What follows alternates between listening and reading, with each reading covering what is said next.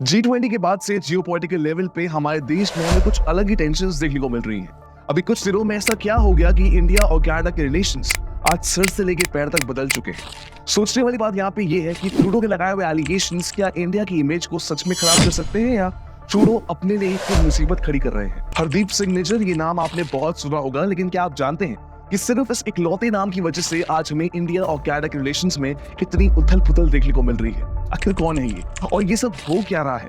क्या इसके पीछे कोई हिडन एजेंडा है या ये सिर्फ एक नई पॉलिटिकल गेम?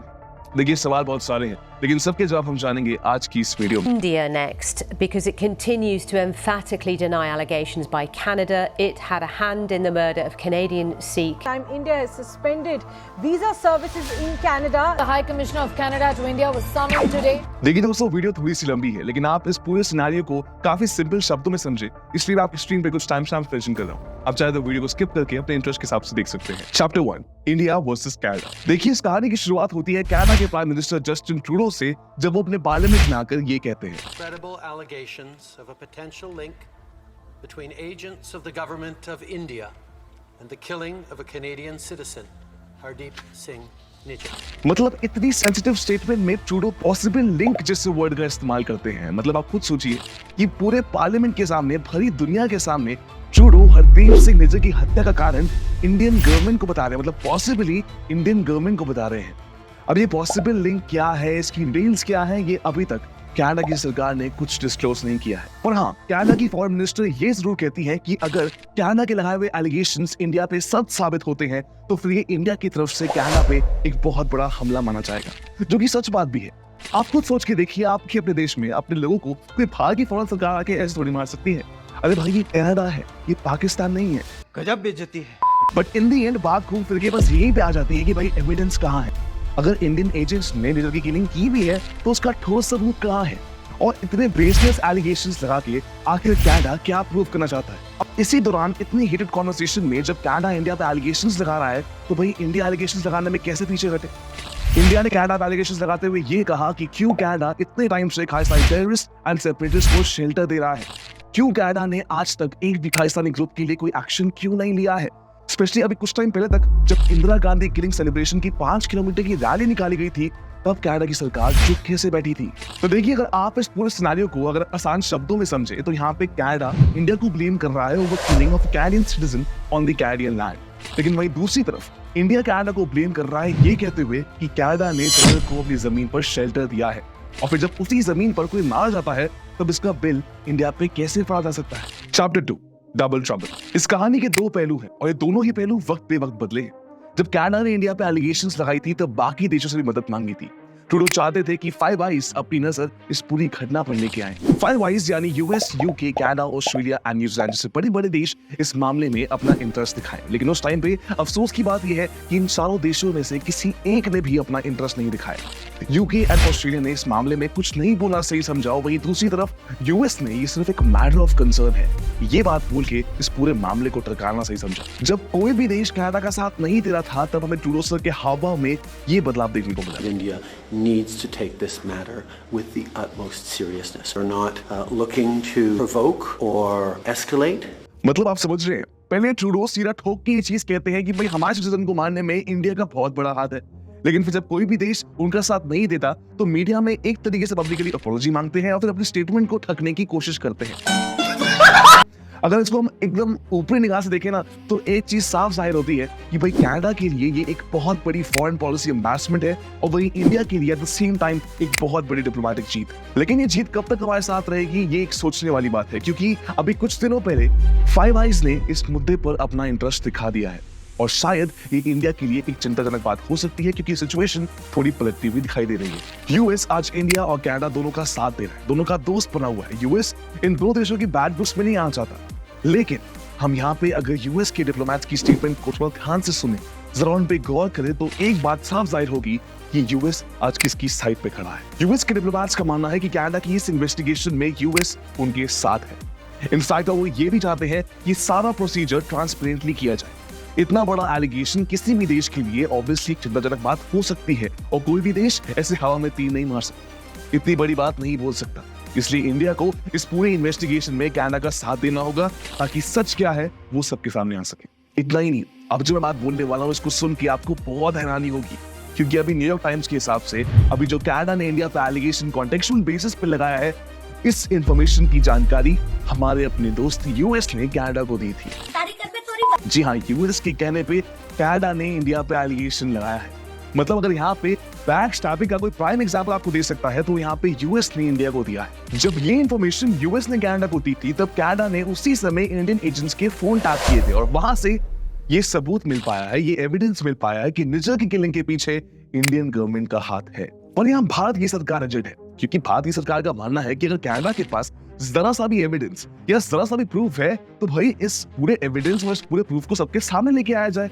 ये इससे पीछे क्यों भागना है? ये पूरे पार्लियामेंट में पूरे वर्ल्ड को कुछ पॉसिबल लिंकेज जैसे वर्ड बोल के गुमराह करने की जरूरत है। अगर कोई सबूत या कोई एविडेंस है तो उसको सामने लेके आया जाए। अगर आप मुझसे पूछे तो मैं दोनों कंट्रीज के स्टैंड को बिल्कुल सही मानता हूँ, बिकॉज मुझे सच में समझ नहीं आ रहा कि यहाँ पे कौन सही है और कौन गलत, क्योंकि एविडेंस जब तक हमारे सामने नहीं है हम किसी को सही या गलत नहीं कह सकते। लेकिन एक चीज जो हम दावे से कह सकते हैं वो ये है कि यहाँ पे दोनों ही कंट्रीज जिस तरीके से इस पूरी सिचुएशन को डील कर रही है ये बहुत गलत है। आप मुझे बताइए, आपको नहीं लगता कि इतना डेलिकेट मामला एक बंद दरवाजे के पीछे डिप्लोमेटिक तरीके से सॉल्व होना चाहिए, ना कि ऐसे मीडिया पब्लिकली आके? ऐसे मीडिया में एक दूसरे के साथ वॉर करके क्या मिल रहा है? मीडिया के आगे तमाशा करने से एक बात साफ जाहिर होती है कि इन दोनों देशों की जनता को काफी भारी नुकसान झेलना पड़ सकता है, अब चाहे वो इंडियन स्टूडेंट्स हो या फिर इंडिया के अपने लोग। ये दोनों देशों को समझना होगा कि इतना बड़ा और इतना डेलिकेट मैटर इन्हें utmost seriousness and sense of maturity के साथ हैंडल करना चाहिए।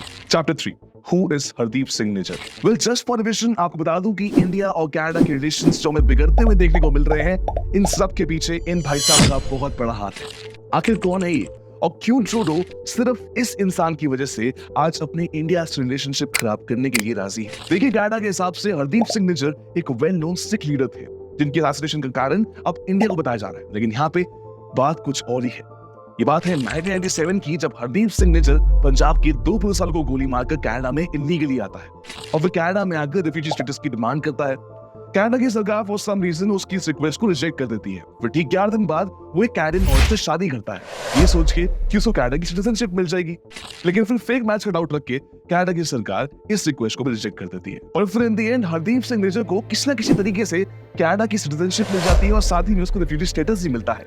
अब ये रिफ्यूजी स्टेटस उसको कैसे मिला, कहां से मिला, ये कोई नहीं जानता और ना ही ये बात कनाडा की सरकार डिस्क्लोज करने के लिए राजी है। अगर आप निज्जर के सीवी को देखें तो ये इंसान इंडियन नेशनल एजेंसी के हिसाब से बाबर खालसा जैसे टेररिस्ट ऑर्गेनाइजेशन का मेंबर था, जिसके डायरेक्ट कनेक्शन ISIS से थे। इनफैक्ट सिर्फ हमारी एजेंसी ने नहीं बल्कि यूरोप की इन्वेस्टिगेशन एजेंसी इंटरपोल ने भी इस इंसान के लिए एक्सट्रैक्शन का नोटिस जारी किया था, जिसको कनाडा ने टोटली इग्नोर किया। कुछ आर्टिकल्स तो ये भी बताते हैं कि ये इंसान एक नहीं बल्कि कई सारे टेररिस्ट ग्रुप्स को ऑपरेट भी करता था। आपको 2007 का वो श्रृंगार मूवी का बॉम्ब ब्लास्ट याद है? यहाँ पे भी निज्जर जी का नाम सामने आता है। इन बातें खत्म नहीं होती, बात खत्म होती है उस दिल दिलाने वाली घटना पे जिसको 9/11 के बाद सबसे खतरनाक बताया जाता है, कनिष्क का मिड एयर बॉम्बिंग, जहाँ पे एयर इंडिया को बीच हवा में बॉम्ब ब्लास्ट करके उड़ाया जाता है। फॉर सम रीजन वहां पे भी निज्जर जी का नाम शामिल होता है। मतलब इतनी खराब बैकग्राउंड हिस्ट्री को ध्यान में रखते हुए अगर कनाडा की सरकार ऐसे इंसान को सिख लीडर बुलाती है तो मुझे हमारे सिख भाइयों के लिए बहुत दुख होता है, क्योंकि मैं एक चीज जानता हूं कि वो ऐसे इंसान को अपना लीडर कभी नहीं समझते। इंडिया ने एक नहीं बल्कि कई बार इस इंसान की प्रोसिक्यूशन की डिमांड की, कई बार इसके खिलाफ नोटिस भी निकाले, लेकिन कनाडा ने इस पे कोई ध्यान नहीं दिया। कनाडा ने सिर्फ इस इंसान की प्रोसिक्यूशन रिक्वेस्ट को इग्नोर करना सही समझा। और सोचने वाली बात यह है ना कि कनाडा इतने बड़े टेररिस्ट को बचाने में क्यों इंटरेस्ट ले रहा है और उसके जाने के बाद उसकी जस्टिस की डिमांड क्यों कर। आइए जान chapter 4, Reasons behind Canada's ignorance। देखिए, ये ट्रूडो साहब कोई कच्ची गोलियां नहीं खेले हैं। ये जो बार-बार कल्प्रिट्स को डिफेंड करते हैं, इसके पीछे इनकी बहुत बड़ी वोट बैंक पॉलिटिक्स है। देखिए, कनाडा हमेशा से सिख अपीसमेंट करता हुआ है, हमेशा अपने सिख सिटीजन्स को प्रोटेक्ट करता हुआ है, हमेशा उनकी सेफ्टी देखता हुआ है। लेकिन यहाँ पे अगर आप स्टार्स को देखें ना तो आपको एक चीज पता लगेगी, वो ये है कि कनाडा की पूरी पॉपुलेशन में से सिर्फ 2.1% ऑफ पॉपुलेशन सिख कम्युनिटी को बिलोंग करती है।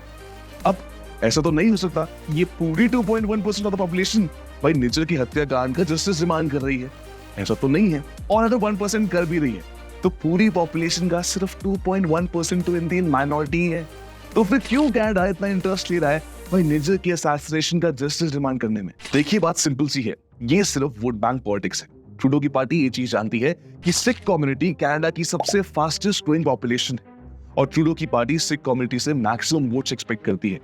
अब इसी वजह से ये जो ट्रूडो की पार्टी है सिख अपीजमेंट इतना प्रेज करती है। इनफैक्ट इतना ही नहीं, सिख कम्युनिटी कनाडा में सबसे हार्ड वर्किंग कम्युनिटी भी है और सबसे क्रूशियल भी है, क्योंकि ये कनाडा की डेवलपमेंट में एक बहुत मेजर रोल प्ले करती है। सिर्फ ये एक रीजन नहीं है कनाडा की इग्नोरेंस का, बल्कि इसके पीछे एक और मेजर रीजन है और वो ये है कि ट्रूडो की liberal party actually individual party नहीं है, बल्कि कनाडा में कोलिशन गवर्नमेंट है। जी हाँ, अभी कुछ टाइम पहले ट्रूडो की पार्टी एक्चुअली माइनॉरिटी में आ गई थी। इसी वजह से एनडीपी यानी कि न्यू डेमोक्रेटिक पार्टी ने उनका साथ दिया। आप इसको ऐसे कह सकते हैं कि जैसे हमारे इंडिया में कांग्रेस और आम आदमी पार्टी बेसिकली एक हो गए। अब ये जो न्यू डेमोक्रेटिक पार्टी है यानी कि एनडीपी, इसके चीफ है जगमीत सिंह, जो कि एक्चुअली में खालिस्तानी सिंपथाइजर है।